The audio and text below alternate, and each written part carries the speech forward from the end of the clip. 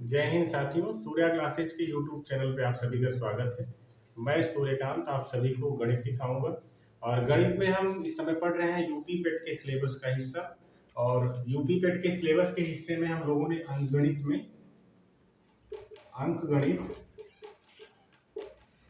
जो कि इसके 5 प्रश्न आएंगे, और 5 प्रश्नों में इसमें सबसे पहले टॉपिक में है पूर्ण संख्या,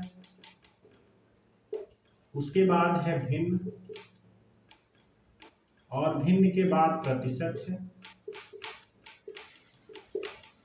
ठीक है, आगे फिर है औसत, औसत के बाद फिर है अनुपात और समानुपात,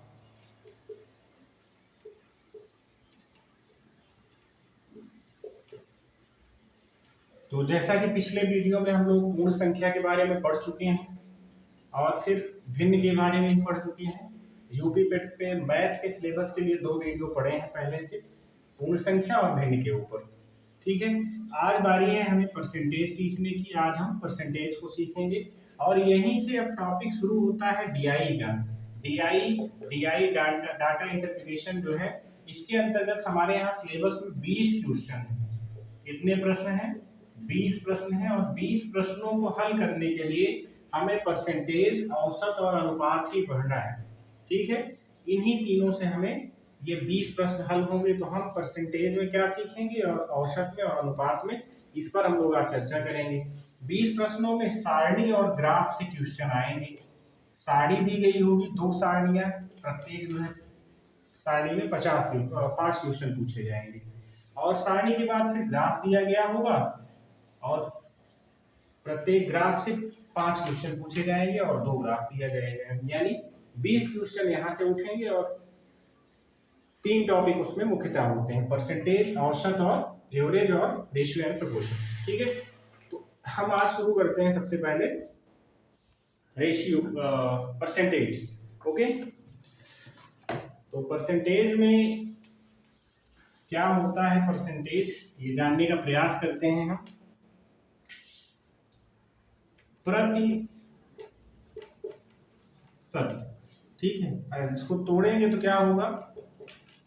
प्रति घन शत, यानी 100 में कितना। ठीक है, 100 में कितना। जैसे मान लो 10%, 10% है, तो ये 100 का कितना भाग है? 10वां भाग है। 100 का कितना भाग है? 10वां भाग। यानी कि मान लीजिए कोई ये टुकड़ा है, ये एक टुकड़ा है, अगर इस टुकड़े के 100 हिस्से किए जाए, कितने हिस्से किए जाए? 100 हिस्से किए जाए, तो 10 हिस्सा किसका होगा?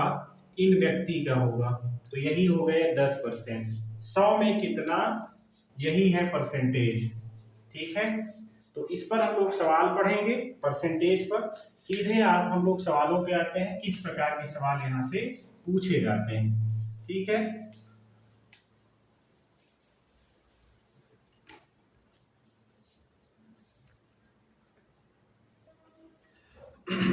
पहला क्वेश्चन है 50 का 860% धन 860 का 50% कितना होगा?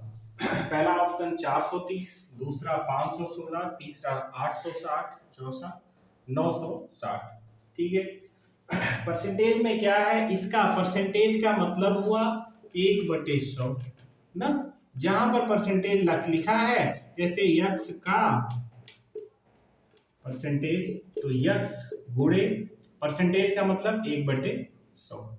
ये सिंबल जहां भी लगा हुआ है, उसको जो है 1/100 के साथ गुणा कर दो। ठीक है, तो यहां पे देखते हैं हम लोग,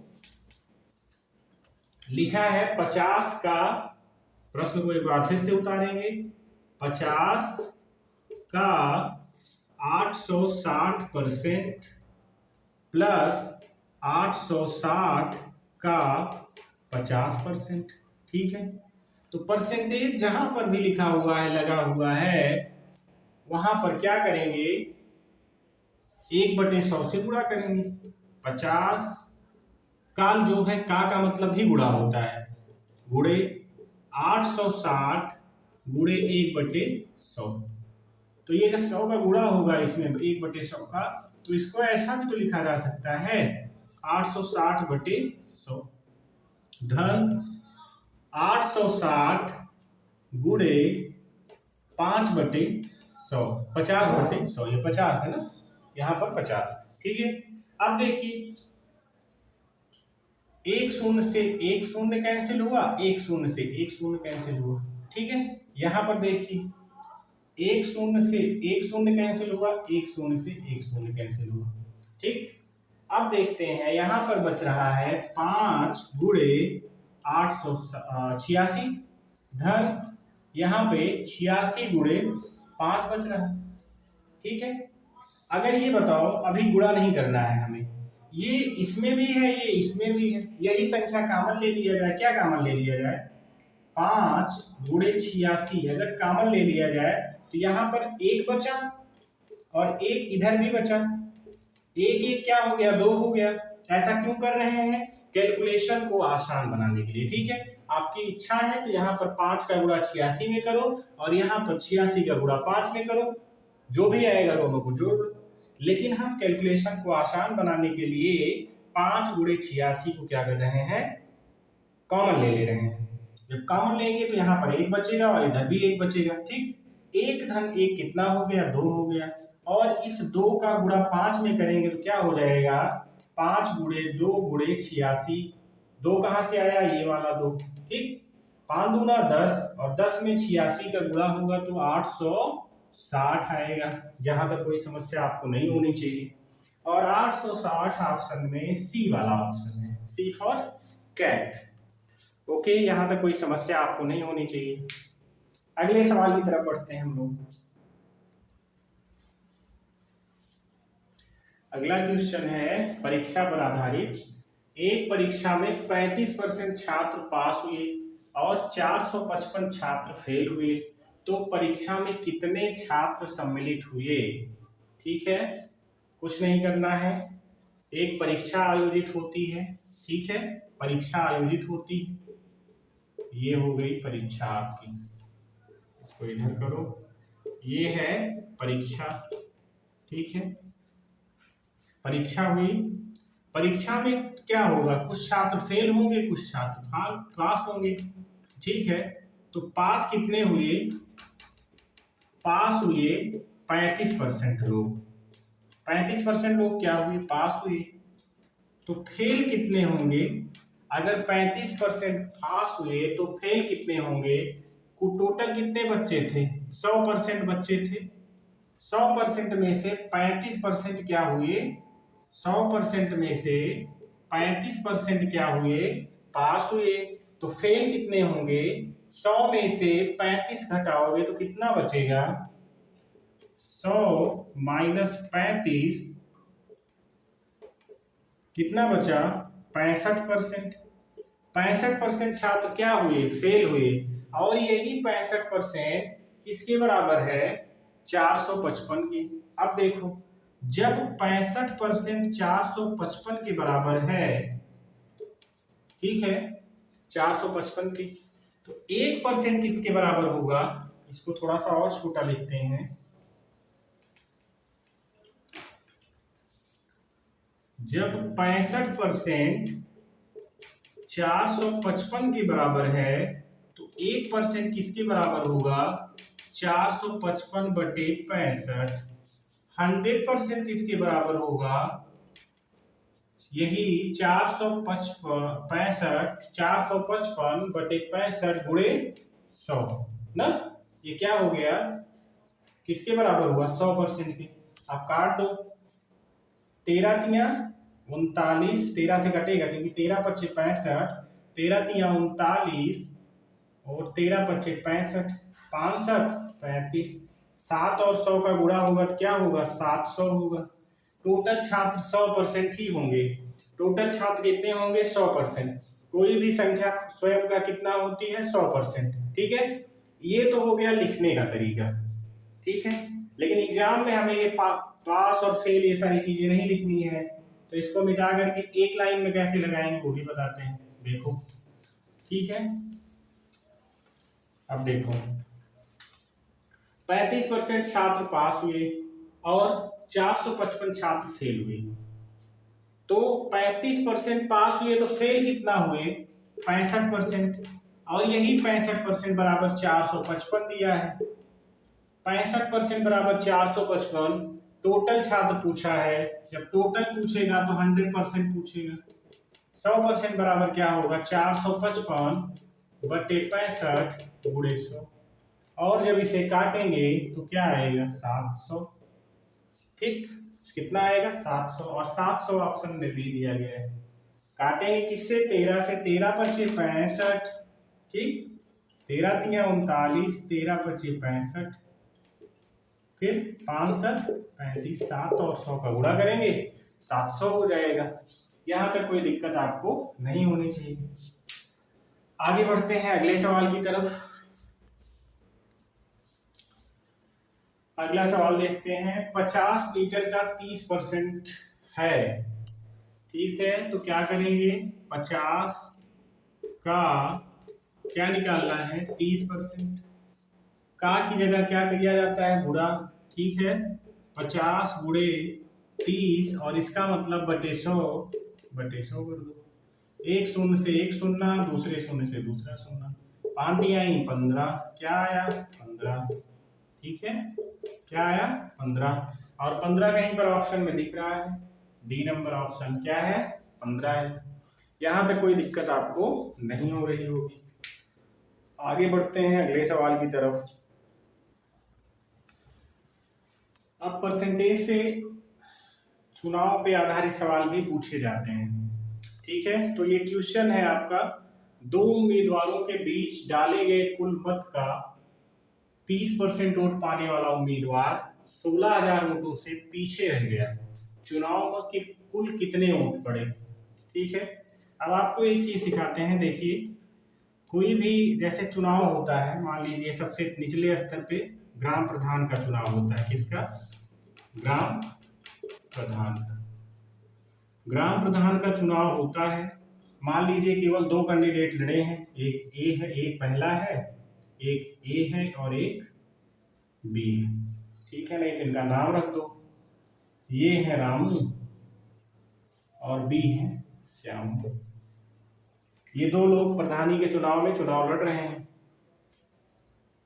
अब इनको रामू कितना परसेंट वोट मिला है? 30%। ग्राम प्रधान का चुनाव हुआ, 100% वोट को टोटल पड़े हैं। टोटल कितने वोट पड़े हैं? 100%। 30% वोट किसको मिला है? रामू को मिला है। फिर शेष वोट जो है 70% वो किसको मिला है? श्यामू को मिला है। ठीक, रामू पाए हैं 30% वोट, श्यामू पाए हैं 70% वोट। अब कह रहा है डाले गए कुल मत का 30% वोट पाने वाला उम्मीदवार 16,000 वोटों से पीछे रह गया। मतलब जीत हार का अंतर जो है वो 16,000 वोट है। अब ये बताओ, श्यामू हारा है ना, श्यामू हार गया, 30% वोट मिला है। अब ये कितने परसेंट से हारा है? अंतर क्या है? ये 70% पाए हैं और ये कितना पाए हैं?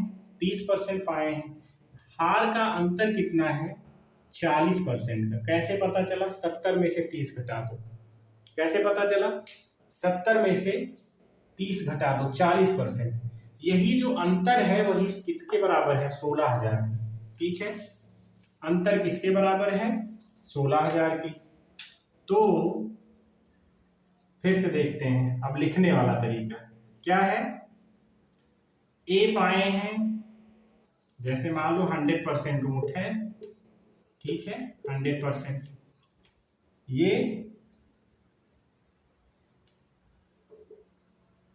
ए को कितना मिला? 30%। बी को कितना मिला? 70%। दोनों का अंतर कितना आ रहा है? 40%। और वही किसके बराबर दिया गया है? 16,000 के। तो 40% बराबर 16,000 के। तो 100% बराबर पूछा गया, यानी कुल मत पूछा गया है। 100% बराबर कितना होगा? 16,000 बटे 40 मल्टीपल कितना? 100। ठीक है, 40 से जब काटोगे, एक शून्य से एक शून्य कैंसिल कर दो, 4 चौक 16, यहाँ पर 400 मिला और 2 जीरो इधर है, यानी कितना हुआ 4 1 2 3 4, कितना हुआ सैकड़ा, हजार, 10,000, कितना आएगा, एक शून्य कट गया है ना वहां पे, तो ऑप्शन में कितने हैं, ये यहाँ पर एक जीरो और होना चाहिए ना, देखो यहाँ पर 40,000 आ रहा है, यहाँ पर 4,000 लिखा है, सब में जीरो बढ़ा दो, एक और क्या करना, 40,000 वोट। ठीक, टोटल कितने वोट थे 40,000, हार और जीत का अंतर कितना था 16,000 वोटों का। ठीक है, इस प्रकार से सवाल पूछे जाते हैं। परसेंटेज से यहाँ पर भी सवाल पूछे जाने की उम्मीद है और डीआई में तो पूछा ही जाएगा। ओके, अगले सवाल की तरफ बढ़ते हैं हम लोग। अगला क्वेश्चन है संख्याओं के ऊपर। यदि किसी संख्या के 60% का 35% 10.5 है तो वह संख्या होगी। ठीक है, ऐसे सवालों में कुछ नहीं करना है, हमने संख्या क्या मान ली, यक्स मान ली, क्या है संख्या यक्स मान लिया। संख्या के 60%, क्या 60% का 35% क्या है 10.5 है। संख्या का 60% का 35% 10.5। ओके, यहां तक कोई दिक्कत नहीं है। अब इसी में कैलकुलेशन कर दो।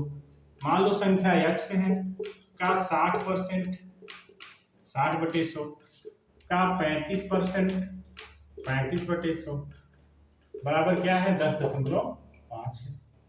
अब कोई दिक्कत नहीं, आप एक शून्य से एक शून्य काट दो और कोई चेंजिंग मत करो अभी। ठीक है, 1 2 3 3 शून्य है ना, मतलब 1000, 1000 से इधर गुणा करोगे तो ये दशमलव हटेगा, यक्स गुणे 6 गुणे 35 बराबर 1 दशमलव हट जाएगा और 2 जीरो लग जाएंगे, क्योंकि 3 जीरो से गुणा होगा ना 1000 से।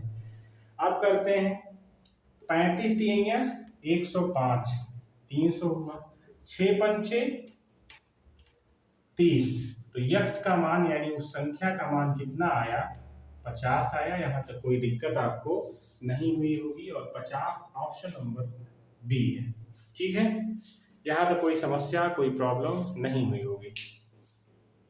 आगे बढ़ते हैं।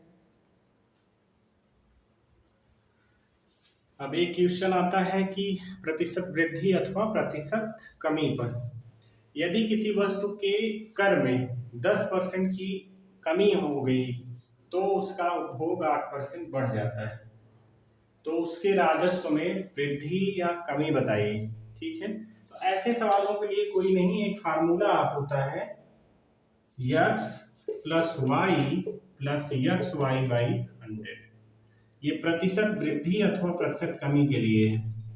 अब अगर वृद्धि हो रही होगी, वृद्धि, तो वृद्धि के लिए पॉजिटिव नंबर रखते हैं या धनात्मक संख्या रखते हैं। अगर कमी हो रही होगी तो कमी होने पर ऋणात्मक संख्या रखते हैं। ठीक है, यही इतना रखा जाएगा, आपको कोई दिक्कत नहीं होगी इसके आगे। तो चलिए रखते हैं परसेंटेज वृद्धि अथवा कमी कहाँ होगी। अब ये बताओ 10% की क्या हो रही है, कमी हो रही है, कमी होने पर कैसा मान रखेंगे, ऋणात्मक रखेंगे।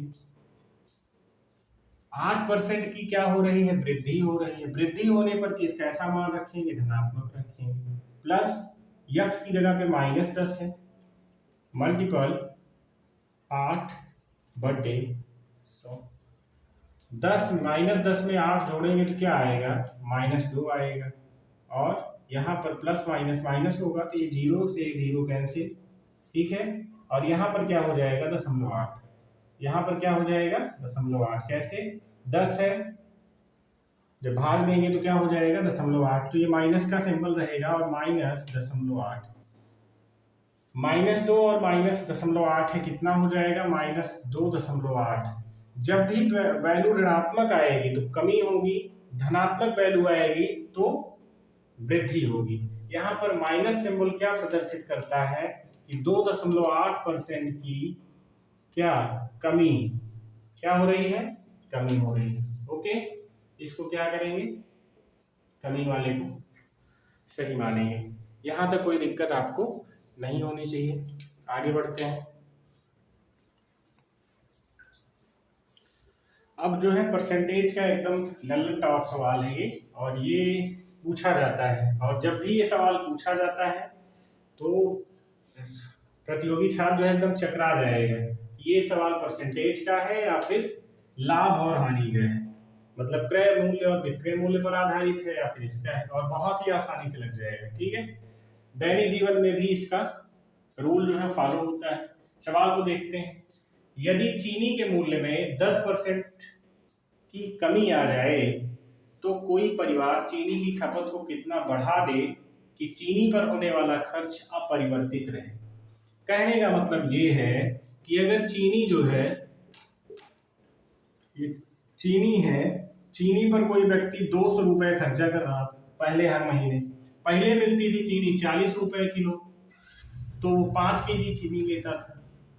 ठीक है, सॉरी, पहले मिलती थी 50 रुपए में चीनी, तो कितना लेता था वो, 4 किलो लेता था। अब मिल रही है चीनी 40 रुपए पर केजी। ठीक है, अब मिल रही है चीनी 40 रुपए पर केजी, तो अब कितना लेगा वो, 5 केजी। लेकिन जो मूल्य है उसको अपरिवर्तित नहीं कर रहा है। क्या ले रहा है, पहले वो 4 किलो चीनी खाता था जब 50 रुपए में चीनी थी, अब वो चीनी 5 किलो खा रहा है। क्यों खा रहा है, क्योंकि वो चीनी के खर्च जो है उसको कम नहीं कर रहा चाह रहा है। 200 रुपये पहले भी खर्चा कर रहा था, 200 रुपये आज भी खर्चा कर रहा है। ठीक है, जैसे मान लीजिए कोई भी काम हो, आपको ड्रेस लेना है, क्या लेना है, कपड़ा लेना है। इसका दैनिक जीवन में बहुत अच्छा प्रयोग है। कपड़ा लेना है आपको, तो आपके पास बजट होता है, जैसे 10,000 रुपए का बजट है आपका, 10,000 रुपए में आपको कपड़ा लेना है। 10,000 में भैया हमको 10,000 रुपए का ही कपड़ा लेना है, हमें इससे ज्यादा भी नहीं लेना, इससे कम में भी नहीं लेना। ज्यादा में इसलिए नहीं लेना है कि हमारे पास उतने पैसे नहीं, कम में इसलिए नहीं लेना है कि कम कपड़े का कपड़ा लेंगे तो क्या होगा, स्टेटस डाउन हो जाएगा। ठीक है, तो इस तरीके से हमें कितने का लेना है, 10,000 रुपए का ही कपड़ा लेना है। ठीक है, वैसे ही यहाँ पर क्या कह रहे हैं परिवार वाले, कह रहे हैं कि हम चीनी पर खर्च जो है उसको हम चेंज नहीं करेंगे। ठीक है, समझ रहे हैं, चीनी पर जो खर्च हो रहा है हमारा उसको हम चेंज नहीं करेंगे। पहले चीनी जितने में मिल रही हो, चीनी के दाम में कितना परसेंट कमी आई, 10%। सवाल पे रुका इसलिए जा रहा है क्योंकि ये दैनिक जीवन को प्रभावित करता है। सवाल को फिर पढ़ते हैं। यदि चीनी के मूल्य में 10% की कमी आ जाए तो कोई परिवार चीनी की खपत को कितना बढ़ा दे कि चीनी पर होने वाला खर्च अपरिवर्तित रहे। ठीक है, अब क्या होगा, खपत क्या करेगा, बढ़ा देगा, तो क्या होगी, प्रतिशत वृद्धि होगी। खपत क्या की जा रही है, बढ़ाई जा रही है। क्या लिखा है, बढ़ा दे। ओके, जब प्रतिशत वृद्धि होगी तो इसका फार्मूला होता है, या फिर फार्मूला लिखें आप, जो भी वृद्धि हो रही होगी, जैसे यहाँ पर कमी हो रही ना, यक्स बटे 100 माइनस यक्स मल्टीपल 100। ये यक्स क्या होगा, वही जो प्रतिशत कमी आ रही होगी। ठीक, कितनी कमी आ रही है, 10% की। नीचे क्या करेंगे, 100 माइनस 10 मल्टीपल क्या करेंगे, 100। ओके, अब क्या हो गया, 10 बटे 90 गुणे 100, एक जीरो से एक जीरो कैंसिल, क्या बचा, 100 बटे 9। और इसको लिख सकते हैं 9 एकम 9, 9 एकम 9, 11 9 99, मतलब 11 सही 1 बटे 9। क्या आया, 11 सही 1 बटे 9, पहला ऑप्शन। ये तो आपका फार्मूला था, इतना लंबा लगाना पड़ा। बाकी एग्जाम में आएगा तो क्या करेंगे, इसको मिटाते हैं।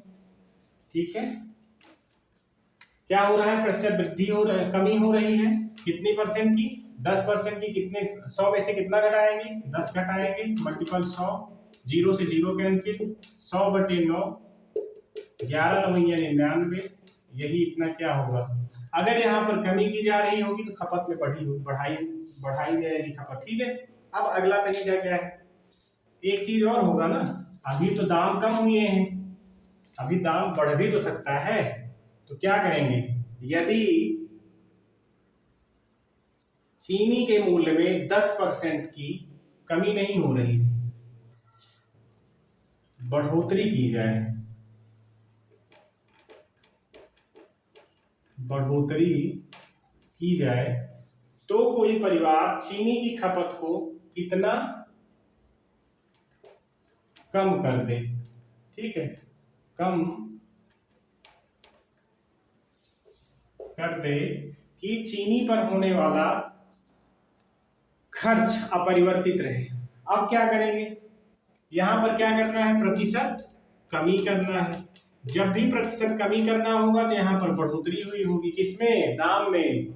जब भी चीनी का दाम बढ़ेगा तो क्या करोगे, चीनी की खपत को कम कर दोगे ना भाई। आपको तो मूल्य निर्धारित कर दिया है आपने ना कि हम इतना पैसा खर्चा करेंगे। अब जब चीनी का दाम बढ़ेगा तो आप कम चीनी खरीदोगे, और चीनी का दाम कम होगा तो ज्यादा चीनी खरीदोगे। ठीक है, समझ रहे हो ना, यहां तक कोई दिक्कत आपको नहीं होगी।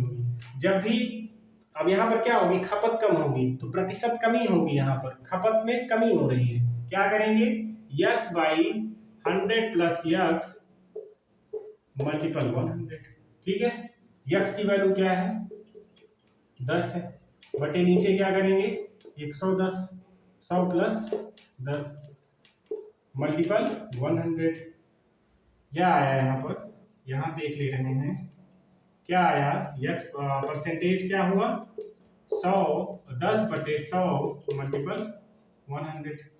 ठीक है, अब क्या हुआ, सॉरी 10 बटे 110 मल्टीपल 100 100, 0 से 0 कैंसिल। अब बच रहा है 100 बटे 11। ठीक है, 100 बटे 11, तो 11 9 99, 9 सही 1 बटे 11 आएगा, ऐसी दशा में। ठीक है, दो अलग अलग सवाल हैं और ये पूछे जाते हैं एग्जाम में। हमने चीनी पर बताया है, वो और कुछ बताएंगे आपको। ठीक है, ऐसे बहुत सारे सवाल बन सकते हैं। अगर बढ़ोतरी होगी, देखो अगर दाम बढ़ेगा, किसी भी वस्तु का दाम बढ़ेगा तो खपत कम होगी। ठीक है, तो खपत में क्या आएगी, कमी आएगी। और जब दाम कम होगा वस्तु का तो खपत में वृद्धि होगी। कब, जब मूल्य निर्धारित होगा, हमें इतना ही पैसा खर्चा करना है इस पर। यहां तक कोई दिक्कत आपको नहीं होनी चाहिए। ठीक है, आगे बढ़ते हैं अगले सवाल की तरफ। अगला सवाल देखते हैं, एक कार की कीमत को क्रमशः 2 बार बढ़ाया गया, एक बार 30%, दोबारा 40%, अतः इस कार की कीमत में कितने परसेंट की वृद्धि होगी। 2 बार लगातार वृद्धि हो रही है, तो हम लोगों ने पढ़ा है प्रतिशत वृद्धि बराबर x plus y plus x y by 100, ऐसा पढ़ा है हम लोगों ने। जहां पर वृद्धि होगी वहां पर पॉजिटिव करेंगे, मतलब जोड़ेंगे, और जहां पर कमी होगी वहां पर घटाएंगे। चलिए, वृद्धि हो रही है कितने की, 30% की। दोबारा क्या हो रही है, फिर वृद्धि हो रही है 10% की। दोनों को जोड़ के फाइनल निकालेंगे, 30 10 40, और यहाँ पर एक शून्य से एक शून्य, एक शून्य से एक शून्य, 40 प्लस 3 43%। कितना हुआ, 43%। या क्या हो रही है, वृद्धि हो रही है। ठीक है, 43% की वृद्धि होगी फाइनली। यहाँ पे कोई दिक्कत आपको नहीं हुई होगी। ठीक है, क्वेश्चन है, एक शहर की वर्तमान आबादी 48,000 है। 5% वार्षिक दर से वृद्धि के पश्चात 3 वर्ष बाद शहर की जनसंख्या कितनी होगी। तो ये जो है सवाल इस टाइप से भी पूछे जाते हैं। तो जो भविष्य की जनसंख्या होगी इनकी, ऐसा निकालने के लिए क्या होता है, amount equal to P1 plus R by 100 की पावर n। इसी फार्मूले से हम लोग लगाते हैं। ये अमाउंट क्या होता है, यही चक्रवृद्धि मिश्रधन वाला फार्मूला है, और इसी फार्मूले को हम लोग रखते हैं। ठीक है, तो क्या होगी, 3 वर्ष बाद जनसंख्या क्या होगी, जनसंख्या बराबर क्या होगा, P1 प्लस R बाई 100 की पावर कितना, n। P क्या है, वर्तमान प्रिंसिपल है, यानी 48,000 मल्टीपल 1 प्लस R क्या है, 5/100 मल्टीपल की पावर 3। 3 वर्ष बाद बताना है। अब 48,000 और ये क्या हो जाएगा, 5 एकम 5, 5 दूना 10 20, और 20 एक 21 ना, 21/20। कितने टाइम लिखना है, 3 टाइम लिखना है। ठीक है, 21/20, 21/20 3 बार। 2 दूना 4 दूना 8, ठीक है, और 3 जीरो भी मिल रहा है, 1 2 3, 1 2 3, और 8 मिल ही रहा है, 8 छंग 48। अब 21 का पहाड़ा हम लोग 3 बार पढ़ेंगे, तो 21 का पहाड़ा जब 3 बार पढ़ेंगे तो कितना आएगा, 2 बार पढ़ने पे 441 आता है। फिर एक बार पढ़ लिया जाए, 21 एकम 21 के 21 चौक 84, 84 और 1 84 और 2 86 के 6, 21 चौक 84, 84 8 92 ना, 92, और कितना होगा, और यहाँ पर फिर 6 से गुणा करना है, तो क्या आएगा, 6 एकम 6, 6 6 36 के 6, और 6 दूना 12, 12 3 15 के 5, और 9 5 45, 9 6 54, 54 1 55, 555 6, क्या आएगा, 555 6 तो क्या हो गया ये 555 6, ये क्या आया, अमाउंट, यानी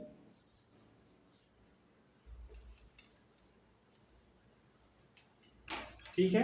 3 वर्ष बाद जनसंख्या कितनी होगी, 555 6, और ये कोई ऑप्शन में है नहीं, एक ऑप्शन बना लिया जाता है कोई भी, ये बना लो 1 2 3 6, तो इस प्रकार से ये भी लगाया जाता है।